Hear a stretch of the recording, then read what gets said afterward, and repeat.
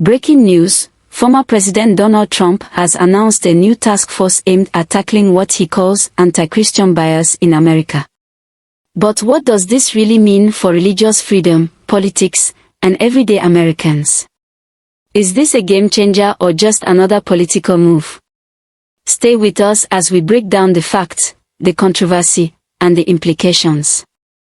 Welcome to Curiosphere, where we bring you in-depth analysis on politics, culture, and breaking news. If you haven't already, make sure to like, subscribe, and hit the bell icon to stay informed. Now, let's get into it. Donald Trump's announcement came during a highly anticipated press conference in Florida.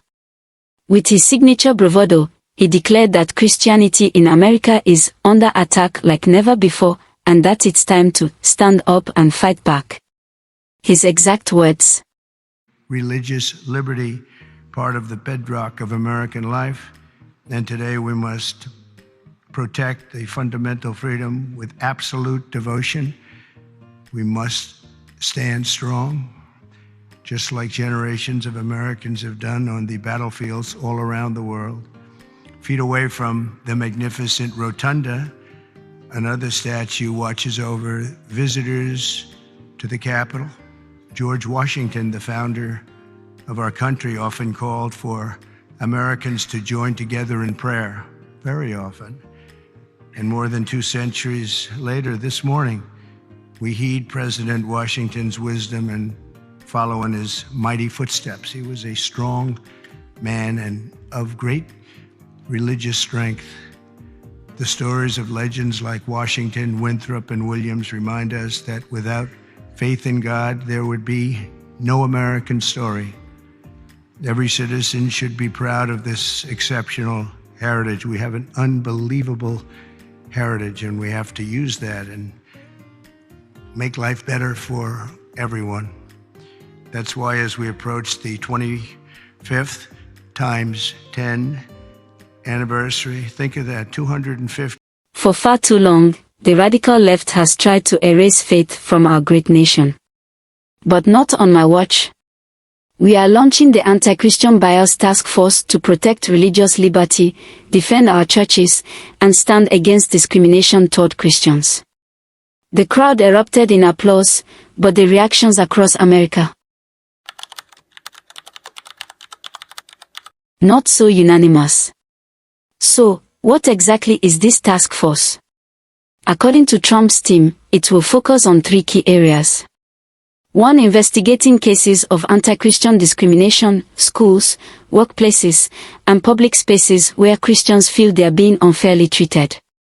2. Pushing for pro-Christian policies, a move to ensure religious symbols, prayers, and traditions are protected in public institutions. 3. Legal support for persecuted Christians, assisting individuals and organizations facing lawsuits for their religious beliefs. Sounds straightforward, right? But here's where things get complicated. Not everyone is convinced this task force is about protecting religious freedom. Critics argue it's a political strategy aimed at rallying evangelical voters ahead of the next election. We spoke to Dr. Eleanor Whitmore, a political analyst, who says in clip, this move is about solidifying Trump's base. Evangelical Christians were a major force in his previous victories, and this task force reinforces the idea that he is their defender against liberal policies. But on the other side, Pastor Nathaniel Carter believes this is long overdue. In a clip said, "For years, we've seen Christianity pushed out of schools, workplaces, and even holiday celebrations. It's about time someone stood up for faith in America." What do you think? Drop your thoughts in the comments. Is this a necessary move, or is it just political theater? Now, let's talk about the legal side of things. The U.S. Constitution guarantees freedom of religion, but it also ensures separation of church and state. So, where does Trump's task force fit into this? Some legal experts warn that prioritizing one religion in government policies could lead to lawsuits and constitutional challenges.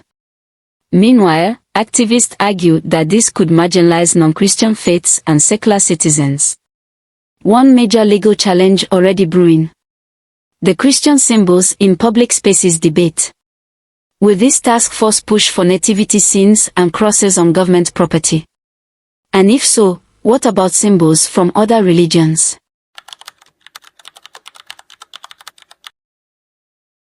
So, what's next? Trump's team is pushing forward with this initiative, but expect legal battles, political clashes, and a media storm. Will this task force make a real difference, or will it fade away as another controversial campaign promise?